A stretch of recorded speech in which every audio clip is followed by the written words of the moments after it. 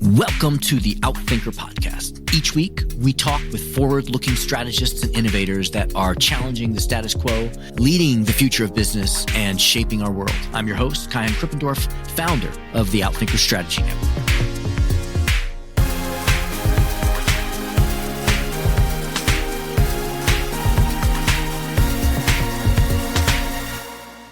Verne Harnish is founder of the world-renowned Entrepreneurs Organization, or EO, with over 16,000 members worldwide. And he chaired for 15 years EO's premier CEO program held at MIT, a program in which he still teaches today. I met Verne 20 years ago. He gave me my first real shot on stage in front of 60 CEOs at that EO premier program. And I owe my career as a writer and speaker to a great extent to that moment. And I've enjoyed being a friend and follower and collaborator with him ever since. He's the founder and CEO of ScaleUp, a global executive education and coaching company with over 200 partners on 6 continents. Verne has spent the last 4 decades helping thousands of companies scale up, accelerate growth. He's the author of the bestseller Mastering the Rockefeller Habits. He authored The Greatest Business Decisions of All Time, for which Jim Collins wrote the foreword. He wrote Scaling Up, which is Rockefeller Habits 2.0, which has been translated into 22 languages and has won 8 major international book awards, including the prestigious International Book Award for Best General Business Book.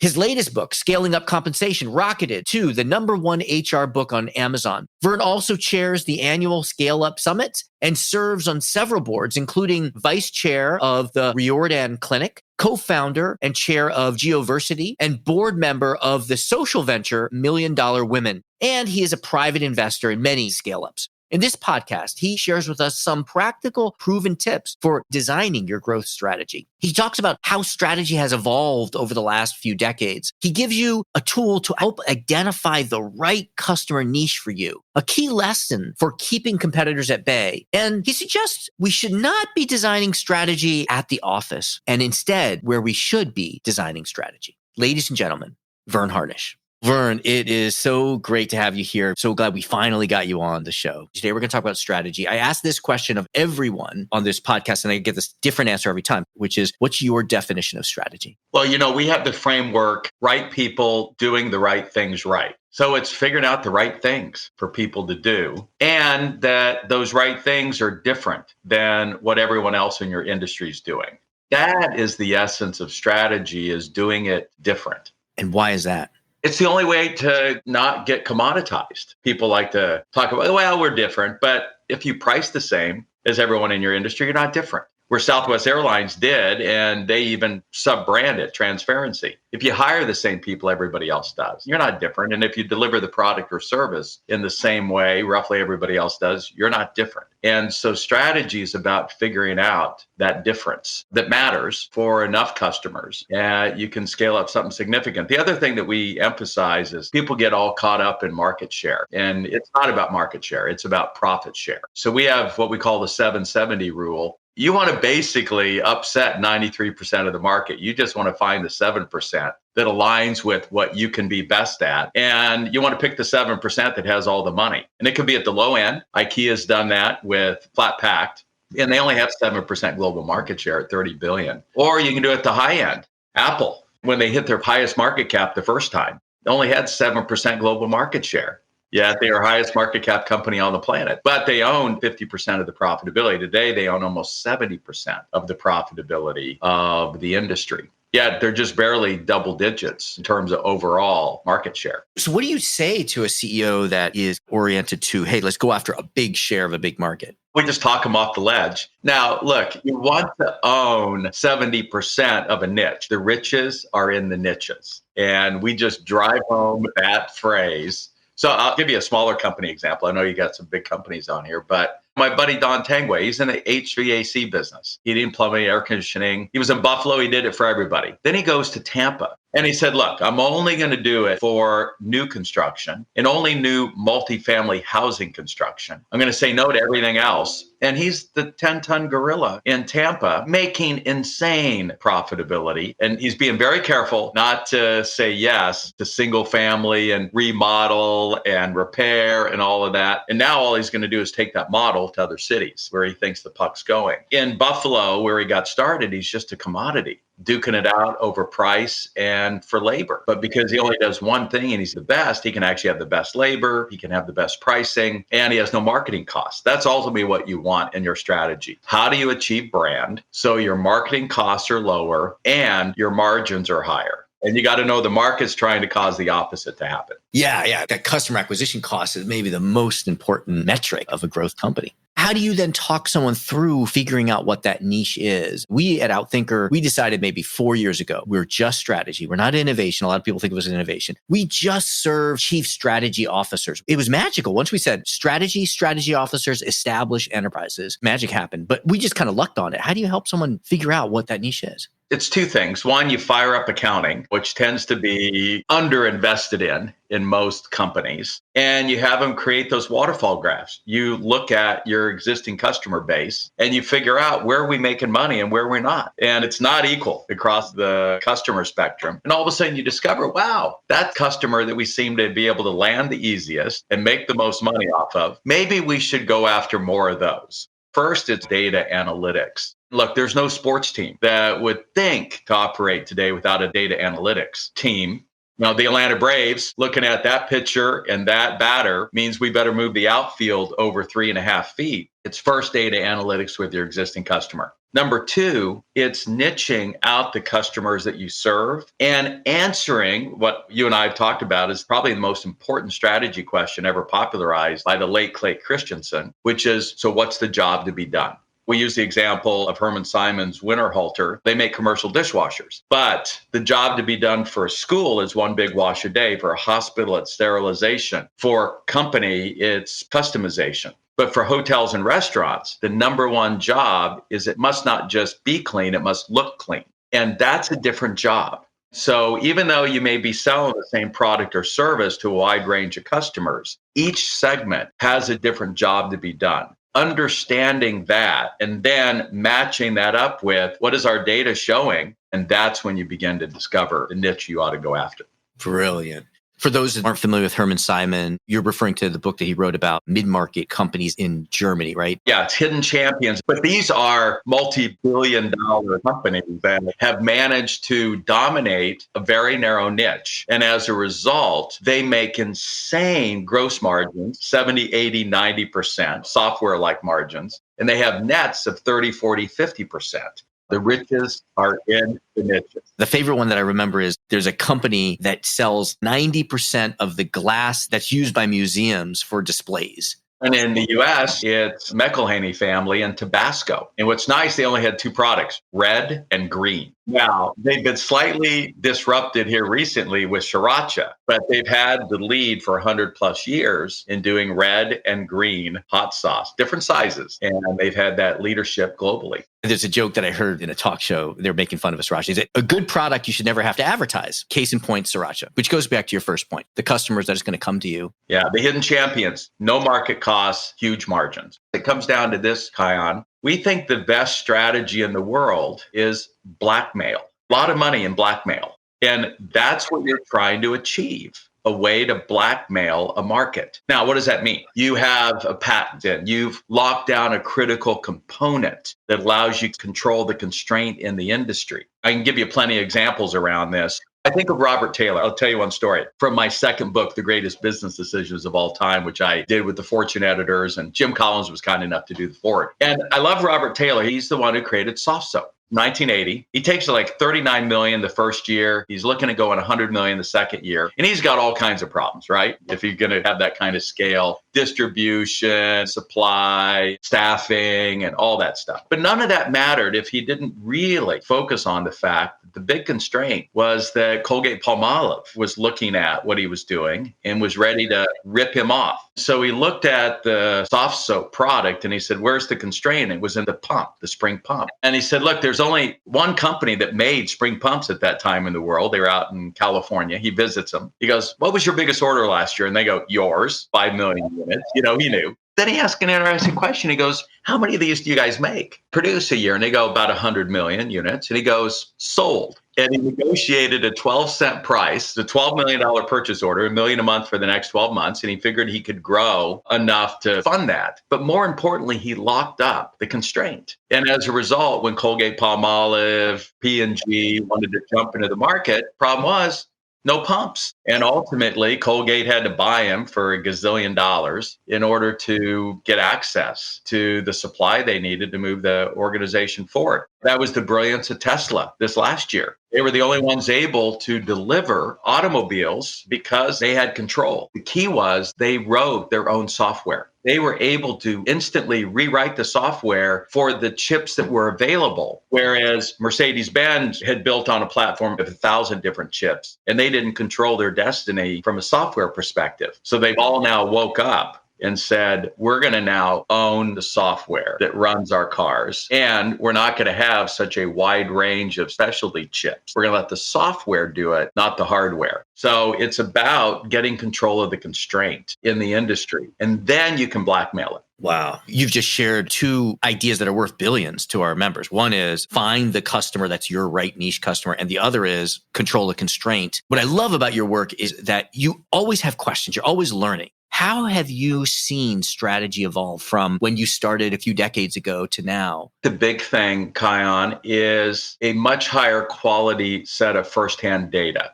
Ultimately, our view is wars and markets have all been won through one thing, intel. And so I think where it's really evolved is, as we've seen in professional sports. I had Brent Snedeker's brother in my CEO boot camp, and he shared how Brent was the first golfer to hire a data analyst. And that was the year he won the FedEx Cup. And he had not won anything up until that point. So the real change, I think, is that we've gotten much more sophisticated in both identifying the data and analyzing it so that we can really fine tune what are the strategies, our pricing strategy, our location strategy, our product strategies. Those are all the 4 Ps or 4 Es of marketing are often marketing strategy equals strategy. That's how it's evolved. The second is, and you and I were talking about it, I think it's some real practical things. I cornered Jim Collins a while ago. I've been studying greatness for 25 years. I said, all right, what is the number one thing leaders need to do if you're going to drive to greatness?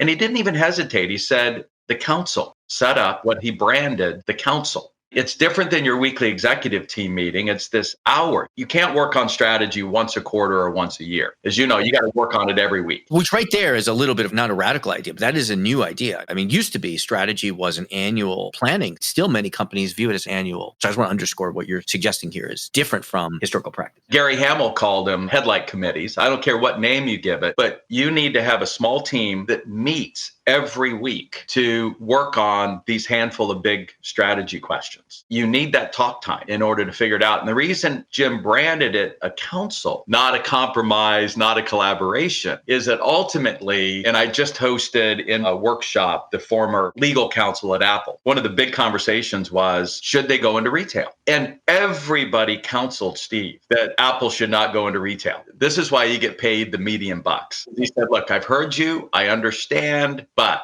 we're going into retail. That's why it's a council, not a compromise, not a collaboration. We really require a team to set up this council. It's not the whole executive team. Not all of them can really think strategically. It's usually 4 or 5, a subset. It could be an outsider. It could be someone deep, like Jonathan Ive at Apple, who can think deeply around design. And Steve Jobs, by the way, had lunch with him every day. So they had a chance to really discuss strategy in some sense every day. And then, as you and I were discussing, if your job's to design strategy, then you need a design studio. Any great creative who didn't have a studio, physical space. I shared the stage about a month ago with one of the top guys responsible for innovation at Disney. It was for a PE firm, K1, and they had their portfolio firms in the audience. And he asked an interesting question. Where do your best ideas come to you? For me, it's the shower, on a walk. Everybody had theirs. And then he highlights that none of you said the office. And it's true. So what we're seeing is the strategists that are able to really push through and have the breakthroughs, have this talk time, at least once a week, if not for lunch every day, like Steve Jobs did. And then number two, had this place they could escape to that was away from the office, that was designed to spur on their creativity. It had the views. I've got this most beautiful water view over the harbor here that just ignites my soul, Kion. When I was living in Barcelona, 6,000 miles away from my headquarters is probably where I had the biggest breakthroughs, because the weather, and my partner, John Ratliff, just down the road had a condominium that was floor to ceiling windows overlooking the Delaware River with the 3 screens and the whiteboards and the memorabilia that would ignite his soul. One last, Ralph Stayer Jr., when he took over his dad's company, Johnsonville Sausage, little sleepy sausage company in Sheboygan, Wisconsin. He then turned it into a global enterprise. Upon his retirement, he reflected back and he said the single most important decision he made was to get an office down the road that he would go to and hide out for a day or two so he could really work on the business. John D. Rockefeller worked from home every morning, didn't come into the office till lunch. That's when he could really work on the business. And I hope you have a chance to tour his little mansion. His office is beautiful, and the views overlooking the valley is just inspiring. So the council and the studio, it's up just north of New York City, where he moved from Cleveland to New York Standard Oil. So the studio and the council are two of the most important practical things that a strategist needs to put in place.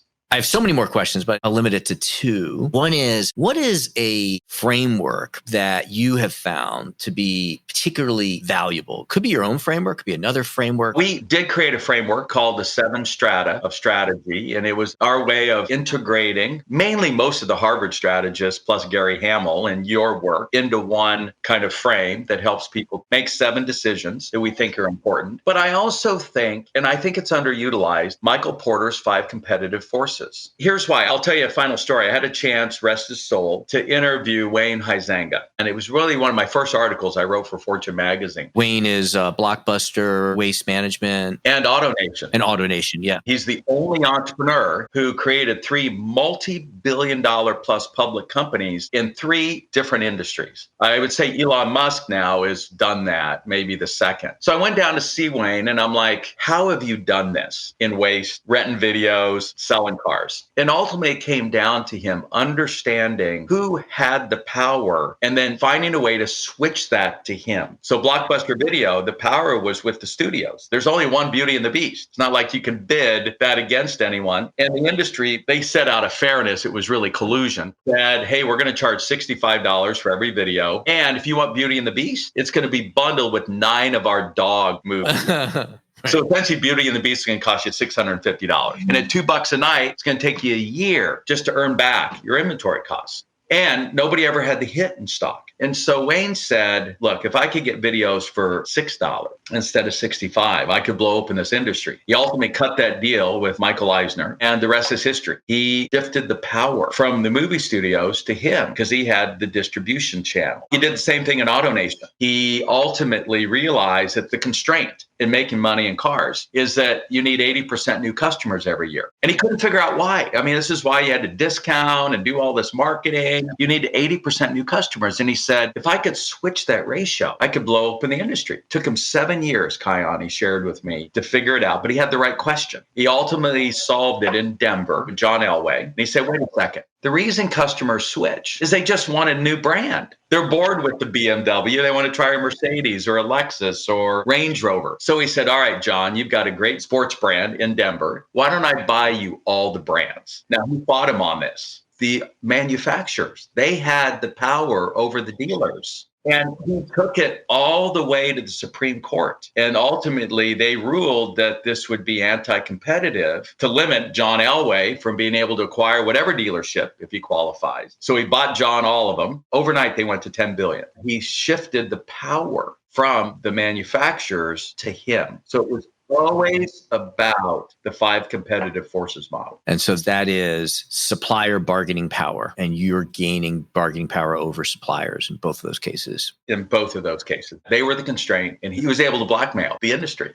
Brilliant. Oh my gosh. I have so many questions, but I know we're reaching the top of the time. How can people connect with you, follow you, be part of what you're doing with Scaling Up and the rest? Well, we had a branding problem ourselves. It's all about the word or two you can own. So we had to switch our name to Scaling Up. If you need to scale up, we're the company. So you can go to scaleup.com. My email address is vern@scaleup.com. And we've got a whole bunch of free tools and the like. And the book's called Scaling Up. Just Google Scaling Up and you will find us. And I've got a weekly insight that you can sign up where I try to share some pithy, really practical ideas like this every Thursday. It might be a good resource for some of your listeners. Excellent.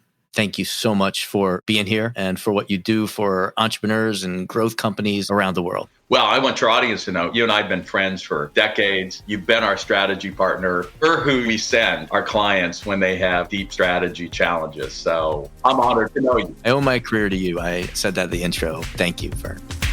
Thank you to our guests. Thank you to our producers, Karina Reyes and Zach Ness, our editor, and the rest of the team. If you like what you heard, please follow, download, and subscribe. I'm your host, Kai-Han Krippendorf. Thank you for listening. We'll catch you next week with another episode of Outthinkers.